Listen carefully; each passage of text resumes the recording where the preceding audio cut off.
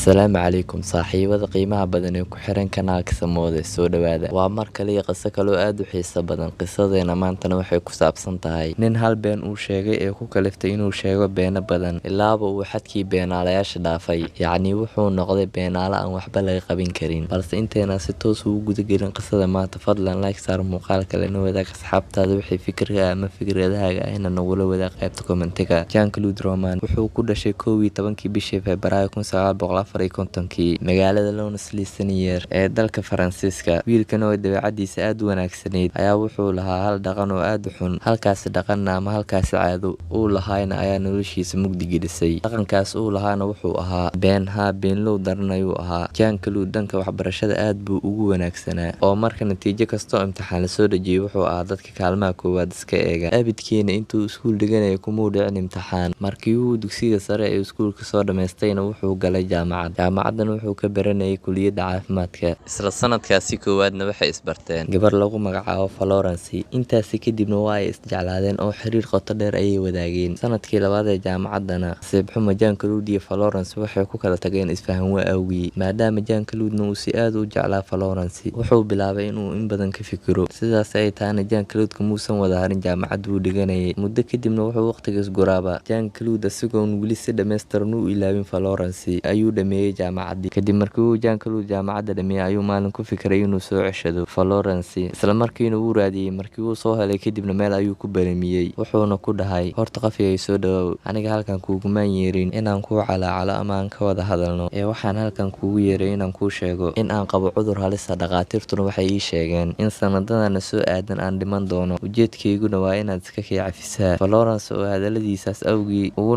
naxariisanayso isna leh intuu maskiinka nool yahay farxadsi ayaa dhahday, niyo warta hadalkaaga ma xumo, adiga ujeedkaa doonto u imaaw, balse aniga ujeedkaygu waa inaan dib u dhisnaa xiriirkeena. Maadaama aad xaqiiqada ii sheegtayna waad ku mahadsan tahay, sida aad tahayna aniga kugu qaadanayo, waa haddii aad i ogoshahay. Jean-Claude oo markanina qorshihiisa u hirgalay ayaa dhahay, okay maxaanba ku diida haddii aadba sidaan ugu aqbashay. Oo ninkanina wax cudur ama uusan qabin ee keliya wuxuu doonayay inuu qoftan helo. Sanadka markii uu ahaa 1980 ayayna isguursadeen. Maalmo uun kadibna Jean-Claude wuxuu u sheegay dhammaan qoyskiisa in uu shaqo ka helay hay'adda caafimaadka adduunka. Muddo markii uu ka shaqaynayayna hay'adda caafimaadka adduunka waa siduu asiga sheegayay. Wuxuu u yimiday hooyadiisa asigoona u sheegay in hay'adda ay u samaysay bangi akoon, sanadkiina uu ka helay faa'iido ku dhawaad 20%. Yacni lacagta uu ku shubo bangigaas sanad kadib wuxuu ka helayaa faa'iido ku dhawaad 20%. Hooyadiisa oo la dhacdayna dadaalka wiilkeeda uu sameynayo ayaa maalintii xigtay waxay u keentay lacag in muddo ah keydinaysay. Markii uu Jean-Claude weydiiyeyna waxay lacagtani tahay ayay dhahday, bal aan ku duceeyay kistaan akoonka aad sheegaysay iigu shub, sanadkiina faa'iidada ii kortii soo celi. Jean-Claude wuxuu dhahay haye waxba kama qabo, asigoona lacagtii ka qaaday. Wuxuuna kaloo u ballan qaaday inuu lacagtana si toos ah akoonka ugu shubi doono. Maalmo kadibna wuxuu xaaskiisa u sheegay in bangi akoon ay u samaysay hay'adda, sanadkiina uu faa'iido ka helayo. Xaaskiisana hadalkiisii intay ku qanacday ayay ku dhahday, anigana kistaan aan muddada aruurinayay akoonka iigu shub, faa'iidadana ii soo celi. Haddana intaasoo keliya kumuusan ekaanine, wuxuu marka u sheegay sodogiisa iyo sodohdiisa iyo xaaskiisa abtigeed. Muddo sanad ahina wuxuu sidaas ku socdaaba. Waxaa hal maalin dhacday in xaaskiisa abtigeed uu si aad u xanuunsado. Maadaama Jean-Claude xaaskiisa abtigeedna aan magaciisa la sheegin, waxaan ugu yeeri doonaa John. Markii uu John isbitaalka tagayna waxaa lagu sameeyay baaritaan guud. Muddo kadibna waxaa soo baxday natiijada baaritaanka, waxaana loo sheegay John inuu qabo cudurka kansarka. Ninkana ma uusan haysan dhaqaale badan uu ku iibsado daawooyinka kansarka. Isagoo ka fikiraya meesha uu ka keeni lahaa lacagtii uu ku iibsan lahaa daawooyinka ayuu hal mar xasuustay lacagtii uu Jean-Claude u dhiibtay. Isla markiina wuxuu u tagay Jean-Claude asigoona u sheegay inuu qabo cudurka kansarka, waqti xaadirkaanina uu u baahan yahay lacagtii uu u dhiibtay iyo dulsaarkii uu ka helay. Jean-Claude asigoo u muuqday inuu ka naxsan yahay ayuu ku dhahay, horta marka hore soo dhawaaw, wuu isoo gaaray in cudur dilaa ah uu ku haayo, balse hay'adda aan u shaqeeyay ee WHO ayaa waxay tijaabo ku wadaa daawo si gebi ahaanba looga bogsan karo cudurka kansarka. daawadaasina 90% waan hubaa inaad ku fiicnaanayso, balse dhibta jirta ayaa waxay tahay in weli aan la faafin daawada, balse wuxuu maamulku sheegay in sanad kadib la faafin doono lana gaarsiin doono dadka la dhiban cudurka kansarka. John asigoo ku faraxsan inuu helayo daawadii uu ku bogsan lahaa ayuu lacag kale u dhiibay Jean-Claude, asigoona si adag uga dardaarmay inuu soo hubiyo daawada markuu soo qaadayo. Jean-Claude iskamuusan waaline, daawadii ayuu u keenay John.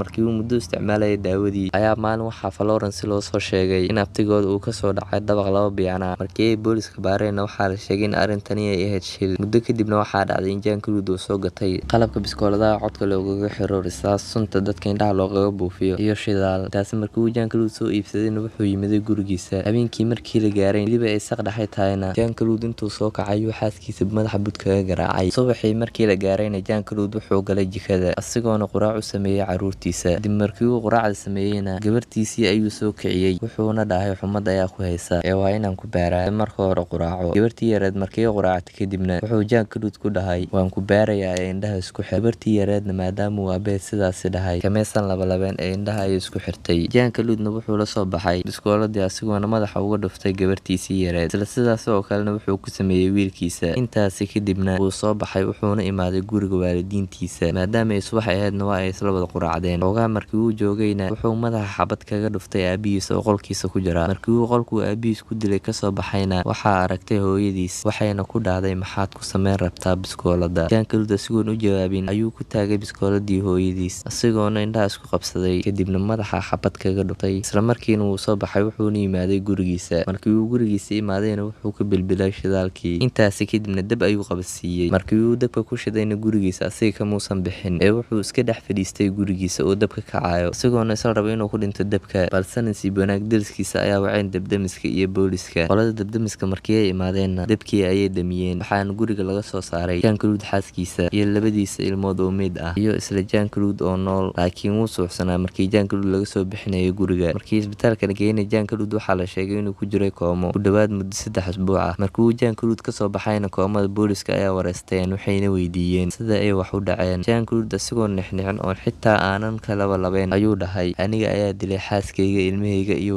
waalidiinteyda. intaasi kadibna booliska waxay kaloo weydiiyeen su-aasha aniga iyo adigaba isla hadda aan ku fikiroono oo ah muxuu sameeyay arrinkan waana maxay ujeedada uu ka lahay inuu dilo qoyskiisa oo idil. intaas markii Jean-Claude la weydiiyay ayuu ku jawaabay arrintaas oo idil aan sameeyay waxaa sabab u ah been aan sheegay. booliskana waxay kaloo dhaheen waa maxay beenta sidaas u weyn oo kugu kaliftay inaad disho qoyskaaga. Jean-Claude oo ka jawaabay su-aashii ayaa dhahay markii aan jaamacadda dhiganayay waxaan isbaranay xaaskayga. sanadkii koowaad ee jaamacadda wax weliba way inoo hagaagsanaayeen balse sanadkii labaad ee jaamacadda ayaan isku dhacnay. intaasi kadibna Florence way iga tagtay. marka anigu aamini lahaa inay Florence iga tagtay ayaan waxaan bilaabay inaan si xad daaf uga fikiro Florence. fikirkaas xad daafka ayaan Florence ka fikirayay ayaana sabab u noqday in aan jaamacadda seegso ku noqdo. ardaygii aad ku dadaalka badnaa xilliyada imtixaankana aan wax akhriska ka faaruqi jirin wuxuu noqday arday leysi aan waxba qabsan karin ilaa uu markii dambe ku dhacay imtixaanka jaamacadda. Jean-Claude oo hadalkiisa sii wata ayaa dhahay markii aan ogaaday in imtixaanka aan ku dhacay qofna lamaanan wadaagin in aan imtixaanka ku dhacay. waalidiinteyduna waxay i weydiiyeen imtixaanka in aan kaalin ka galay waxaana ku dhahay kaalin ma aanan gelin ee keliya waan baasay. kaalin inuu gala ayay ka filinayeen balse maba oga in gebi ahaanba uu ku dhacay imtixaanka. sanadkii xigay ee jaamacaddan oo laga rabay in aan ku laabto galaaskii aan dhiganayay sanadkii labaad ma aanan ku laabanin ee waxaan galaas la fadhiistay ardaydii imtixaanka ku baramoostay. qofna igamaysan shakin xitaa macalimiinta igamaysan shakin. mar weliba waxaan jaamacaddu soo xaadiri jiray si joogta ah balse markii la gaaray xilliyada imtixaanka jaamacadda ma aanan soo xaadiri jirin jaamacadda. wixii aan sidaas jaamacadda kusii dhigtaaba ugu dambeyntii waxaa ii dhammaatay waqtigii loogu talagalay inaan jaamacadda ku dhameeyo. sida caadiga ahna qofka markii uu jaamacad kasoo qalin jabiyo welibana uu haysto shahaado PhD ah waxaa laga filanayaa inuu helo shaqo heer sare ah uu ka heli karo lacag ilaa xad ku filan. marka waxaan qiimeeyay shaqa aan dhihi karo waan ka shaqeeyaa weliba cidna aysan iga shakin karin. muddo kadibna waxaan xaaskaygii waalidiinteedu u sheegay inaan shaqo ka helay hay'adda caafimaadka adduunka welibana aan u qaabilsanahay dhanka cilmi baarista. ulajeedka aan hay'adaas u doortayna waxay ahayd in qofka ka shaqeeya hay'adaas